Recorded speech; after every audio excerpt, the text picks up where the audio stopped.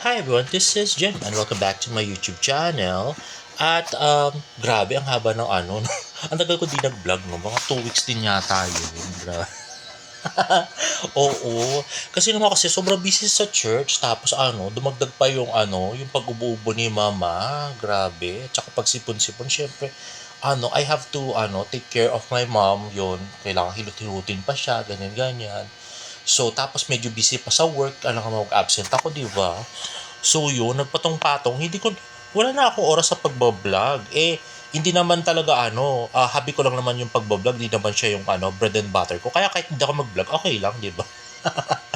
Pero syempre, para sa mga followers ko, sinihinayang din naman ako sa dami ng followers natin. At salamat pa rin sa mga loyal na nanonood naman sa ating vlog, sa mga nakakatanggap ng katotohanan, di ba? Hindi mga dilulu. So salamat pa rin po sa panonood kahit na napakadalang ko mag-vlog. At ito na nga tayo. So ito na nga ang post ni Miss Barbie Fortesa sa Twitter. Sabi niya, best Christmas ever. At post naman ni May na love you. Ay, ito nga pala yung first Christmas ni Barbie Fortesa na hindi niya pinost na kasama niya si Jack Roberto, di ba? Nagulat ako doon nung So, hindi, second Christmas na pala. Yung first Christmas ay yung last year, na hindi niya kasama si Jack Roberto, na nagulat kami. Parang natutunogan na namin may mangyayari na break up, di ba? At next ay tweet ni Barbie Fortesa, until she remembers, teaser, drama with Miss Charo Santos, Barbie Fortesa, and Miss Charo Santos, and directed by the award-winning director Brillante Mendoza. Uy, wow, grabe. Biruin mo, nakatrabaho na ni Barbie si Sir Brillante Mendoza, Brillante Mendoza, na siya nga director ng mga sikat na pelikula na tulad ng Die Womb, na competed for Golden Lion at the 69th Venice International Film Festival, at nagkaroon si Direct Guillermo Mendoza ng Achievement in Directing at the Asia Pacific Screen Awards in 2012 dahil doon. At yun pa, Mendoza is one of the few people and is the only Filipino filmmaker to be nominated in the three major prizes from the Big Three, Cannes, Berlin, and Venice. Grabe, super award-winning nga nitong si Sir Brillante Mendoza. Grabe. At ang makasama niya pa sa pelikula ay si Miss Charo Santos at saka si Miss Boots Anson Roa. O, diba? Grabe, bigatin yung cast. At ito nga yung trailer, guys. Night I can write the saddest lines. The night is starry, and the stars are blue and shiver in the distance. The night wind revolves in the sky and sings. Tonight I can write the saddest lines. I loved her. And sometimes she loved me too. Through nights like this one, I held her in my arms. I kissed her again and again under the endless sky. To hear the immense night, still more immense without her. And the verse falls to the soul like dew to the pasture. What does it matter that my love could not keep her? The night is starry, and she is not with me. Ayun na nga, so parang nagbasa ng page sa isang book nga si Miss Barbie Fortesa, at parang ang either lovers na lalaki at babae or yung loving niya sa kanyang lola, parang ganun yata yung niya binasa ni Barbie. Tapos ito ngang guy, so sino nga ba tong guy na to, no? Parang jowa yata ni Barbie dun sa movie or something. So, hindi namin alam kung ito nga si Vince Rilon ng Viva Max. We'll find out sa mga following days. Update ko rin kayo kung siya nga yun, guys. At yun nga, meron ding scene dito na si ano pala, si Eric Kisan pala ay parang ano, principal ng school or something, no, ganyan. Tapos pinatawag sa office nga si Miss Chara Santos. Nanay yata siya ni Miss Barbie Fortesa at lolo niya naman si Miss Boots Anson Roa. At ito nga, chika nga ng Philippine Entertainment pagkatapos ng successful horror film ni Barbie na P77, natatakda na naman itong gumawa ng pelikula. Ayon sa nakalap naming balita, si Miss Charo Santos raw ang makakasama nito sa gagawing pelikula. Inaalam pa namin kung ito ba ay independent film o collaboration ng GMA at ABS-CBN Productions Incorporated Star Cinema. Ayon sa kwento, napanood daw ni Madam Charo si Barbies sa serye na Pulang Araw. Humanga raw ito sa husay nito. Matatandaan na noong 2023 humakot ng acting awards itong si Barbie dahil sa napakahusay nitong pagganap bilang Cly sa serye ng Maria Clara at Ibarra. Nabanggit ni Mr. M. Johnny Manahan na napakahusay ng aktres. Para raw itong si Maricel Soriano, ikunento naman ni Gina Alahar kay Maria sa vlog nito na natutuwa itong makatrabaho dahil hindi lang mahusay kundi mabait at very professional. Anya, bagay raw itong magsama sa isang proyekto. Ay oo nga, ganda yata nun pag Miss Maricel Soriano at si Miss Barbie Fortesa. Pero maganda pa rin yung kay Brillante Mendoza at saka yung kay Miss Charo Santos and Barbie Fortesa kasi daw yan, indie film yan yata na ilalaban muna sa mga film fest bago ipalabas sa Pilipinas. Kaya wala pa siyang showing date, guys. At next naman ay ito, napakagandang nga nito, additional.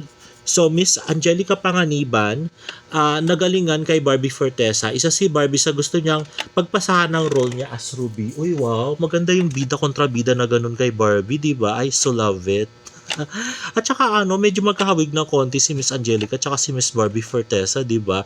At pareho ring babaeng bakla sila pareho. So kung i-remake natin ang Ruby at ikaw ang magpapasa ng corona sa bagong Ruby, sino kaya sa tingin mo sa options ngayon? Pwedeng bagets, pwedeng more seasoned actor? Ikaw, if Diba? you're given the chance, Kung ako, sino ang next Ruby alam mo for kasi you? napanood ko yung Kontrabida Academy. Mhm. Mm, Nagalingan ako kay Barbie Forteza. So, isa siya sa mga pwede kong pagpasahan kasi parang kaya niyang bumakla, kaya niyang magpatawa din, at magaling siyang magdrama. So, Kaya niya rin idikit yung mukha niya sa mukha ng iba. correct. Kaya Sa niya. likod. Oo. Oo. Hindi, mas maganda doon talaga. Yung bida, yung harap, kontrabida talaga. Correct. Lagyan natin ng Tama. CG. Oo. Diba? Which stands for? Cosmetics glow up. Correct. Kasi Miss Angelica, eto ha, Ayun na nga, at pinost nga ito ng Kapuso Crave at nagkaroon na ito ng 1.3 thousand likes. O, diba? Grabe. At, oo, bukod sa Maria Clara at Ibarra, napakagandang stepping stone din ni Miss Barbie Fortesa ang Kontrabida Academy. Kasi ito talaga yung tunog sa pangalan ni Barbie Fortesa pagdating naman sa larangan ng pelikula. Kasi ito yung, for me ito yung maituturing na pinaka-successful na movie ni Barbie Fortesa na siya pa yung starring role. O, diba? So, napakalaking bagay nito. Talaga napansin. At iconic talaga yung lines ng Kontrabida Academy, di ba? Grabe. Hanggang ngayon, tinitiktok pa ni Vice Ganda, di ba? Vice Ganda, one and only Miss Vice Ganda. Mama mo walang pera. Mama mo mas walang pera. Mama mo blue. Mama mo pink. Mama mo kumakain ng kalapate. O, di ba? Kung di ba naman iconic yung line na yun at yung movie na yun ng ng Kontrabida Academy, iti-TikTok ba yan ni Miss Vice Ganda, di ba? Grabe. Ibang promotion pa rin sa Call Me Mother yan at saka ibang promotion pa rin sa sa Kontrabida Academy, di ba? At next naman na yung Instagram post ni Tita Ami nung isang araw. Sometimes giving someone a second chance is like giving them an extra bullet for their gun because they miss you for the first time. Uy, wow, grabe. Sino ka pinarinig niya dito? Don't need somebody that hurts me. Don't need somebody who feels weak. Standing next to me put together my Sino kaya tong pinarilanggan ni Tita Ami, no? Yung hindi na dapat bigyan ng second chance? Dalawa lang naman yung choices dyan eh. Si Jack o kaya si David. Si Jack, ay talagang dapat din nabigyan ng second chance yun. Man, no? Grabe na yung mga pinagagawa niya. Si David, ang kasalanan niya lang naman ay pagiging pa-fall. Kaya yun, na-fall rugo si Barbie. Paasa lang naman siya sa mga fans. Ang mali lang kasi ni David naman, yun pa nga, yung hindi niya kinoklaro na wala naman talaga silang relasyon ni Barbie. Yung talagang ginagamit niya pa rin talaga yung pangalan ni Barbie sa promote ng kanyang career at saka ng Presto. Kasama na rin yun, di ba? Pati sa mga interview ginagamit niya, hindi niya naman dapat banggitin na si Barbie kasi wala na nga silang project together. Si Barbie nga, hindi na siya binabanggit kahit kailan, di ba? At ito nga ay nilike ni Miss Barbie Fortesa, not everything gets access to me in 2026. Oy, wow. Maghihigpit na si Miss Barbie Fortesa. At next is another tweet by Barbie, midnight snack for my with my family at McDonald's SLEX. Uy, wow. Sana all na-meet si Barbie sa SLEX McDo, diba? At yun na nga, nag-Christmas nga sa may Quezon City ang mga Fortesa. Ayan, happy holidays everyone, Barbara Fortesa. At kay John Ram, maligayang Pasko po. Ayan na nga, si Tita Tony, si Barbie, si Tita Ami, si Chin Chin, at saka si Bruno. At ito post ni Barbie, grateful for this bunch. Ayan ang Team Barbie Fortesa. At yung pinost ni Aga si Ching nung isang araw na, hi bro, David Licauco, kumusta ka na? At napapicture siya kasama ni Barbie Fortesa. Sabi niya, barga na muna tayo guys. At nag-comment lang si David ng cute na wala namang, nakakilig ba yun? Ganyan yun yung comment niya do kay sa do kay Dennis Trillo, di ba? Cute din yung sinabi niya kay Dennis. Walang kwento. Pero actually sana ma-invite din sa vlog ni Aga si Ching si Miss Barbie Fortesa, 'di ba? Nakakatawa rin kasi si Aga si mag-vlog. Kaya sana ma-invite niya naman, grabe. At ito nga ang post na Vitamilk Philippines. Cheers to more joyful moments this holiday season. Load up na.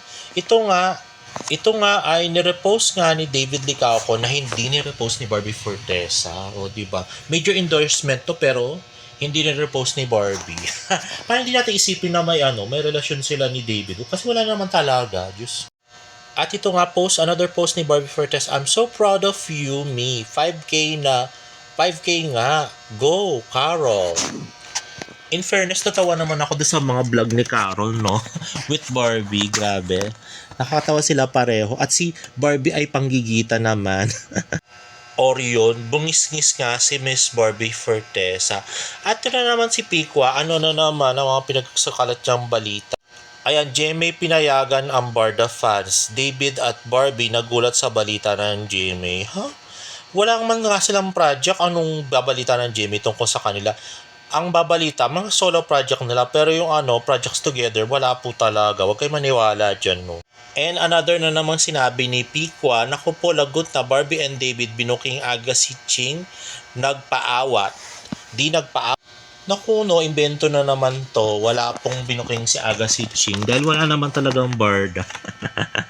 Naku, no, iba nga yung kasama sa balisin ngayon, no? Tapos ito pa, hala, totoo ba may umamin na? Hindi nga. Paano aamin never nga nag-date at never nakitang magkasama outside work? Isang taon na guys, Pasko na, isang taon na kayo naghihintay, wala pa rin nangyayari. At ito nga ang girl na kasama ni David Licauco sa Balesin, ayan nga, si Melina Marie. So, we're not sure kung kasama din si Alex sa Balesin, guys. Pero ito nga, sure ball to nakasama kasi talagang pinicturean niya talaga si David at pinicturean niya rin si David at si Kaliwa Kanaan Lee na best friend ni David. At ito pa yung post niya, Happy Holidays from your Balesin Island family. At ito nga yung picture ng mga Licauco. Dati bilib na bilib ako sa mga pamilyang to pero ngayon pala, ang taas naman pala masyado ng standard ni David. Hindi na ako believe. Ordinary yung family lang pala sila ng mga businessman. Akala ko pa naman magiging Cinderella story na si Barbie sa kanila. Hindi rin pala, Diyos ko, no. Ginagamit lang para sa business at sa career nga ni David Licauco. But anyway, Eto pala magtataka ka na kung talagang magjowa si Barbie tsaka si David, ba't hindi sinama sa balesin, di ba? May magjowa bang gano'n na nagsiselebrate ang Christmas na hindi magkasama? Eh, yung mga birthday nga, hindi rin sila magkasama, di ba? Si David nagpunta ng Australia, grabe, no? Ewan ko ang bubobo ng mga followers ni Pico. Ano? Paniwala sa mga kalukuhan na pinagsabi ni Pico at saka ni KJ at saka si Barda United na puro connect the dots na wala namang kinalaman sa isa't isa yung mga pinagkukonek-connect niya, no? Ay nako, to see is to believe pa rin po sa Barda. Pag nakita nyo silang nag-date sa labas, nakita nyo silang magkasama, di ba? Outside work, dun pa lang kayo maniwala na may relasyon sila. Pero kung wala yun. Naku, no, invento lang nila yun, guys. Anyway, guys, if you like this video, please give it a thumbs up and please subscribe to my YouTube channel for more Barda updates. At sana, lagi na ako magkaroon ng time para mag-vlog, no? Shadow tayong busy lately. See you on my next vlog. Bye po!